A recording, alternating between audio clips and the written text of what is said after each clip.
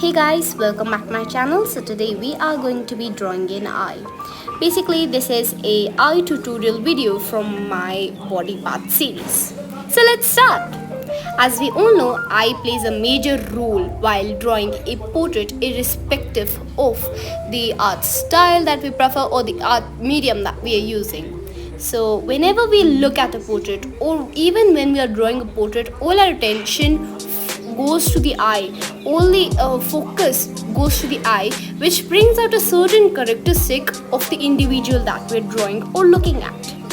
So this video is gonna be me giving a brief to you guys about the things I keep in mind while drawing an eye. So this is based upon my knowledge or experience while drawing an eye. So I divide the eye into three simple parts so that it does not complex the eye structure rather than just free drawing. This is the first part, this is the second part, and this is the third part.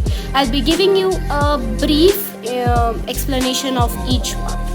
So for the first part, I usually start with a triangular structure, but I give a curved edge to the tip of the triangle so it gives a natural and realistic look. And if we observe a particular portrait of a particular favorite artist of yours, then you see that this part of the eye is usually a pink fleshy part of the eye and has more light reflections to it. So I just basically consider it as a moist and the most reflected part of the eye as compared to third part of the eye rather than comparing the second one, because in the second part of the eye it usually depends on how the light is being reflected upon it. And keep in mind that the first part of the eye is one of the part of the eye that I actually considered being hard, since it consists of many minute details and especially the fact that there is lot of reflecting upon it. So let us just start with the third part of the eye. I'm just gonna skip the second one because it has more explanation to do with, so I'll just cover it with the small explanation parts of the eye. So the third part of the eye, I usually consider it as the dark portion of the eye, the so-called dark portion, since most of the references that I'm using has the third part of the eye as the darkest portion due to the reflection of light. And the point that I just circled is the junction where the eyelashes meet.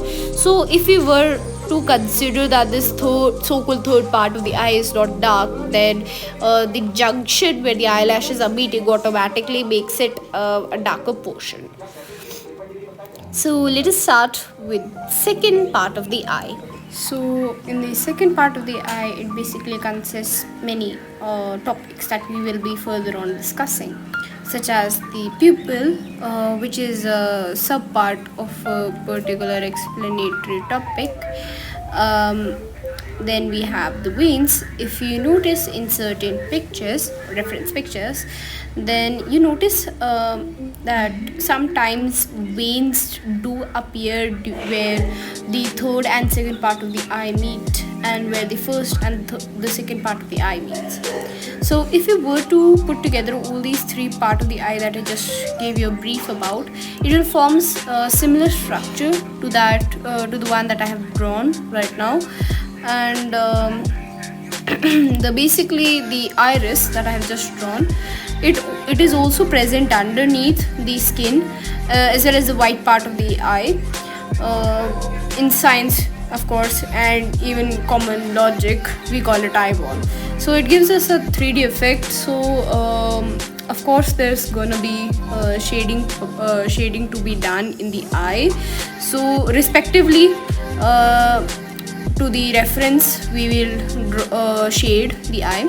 And in many tutorials that I have seen and observed, that most of the reflected light on the iris is mostly depicted as a circle. Not that I'm saying that that the references do not have a circular reflected ray of light. It's not like that, but the reflected ray of light might be rectangular, square, triangular, or of any shape.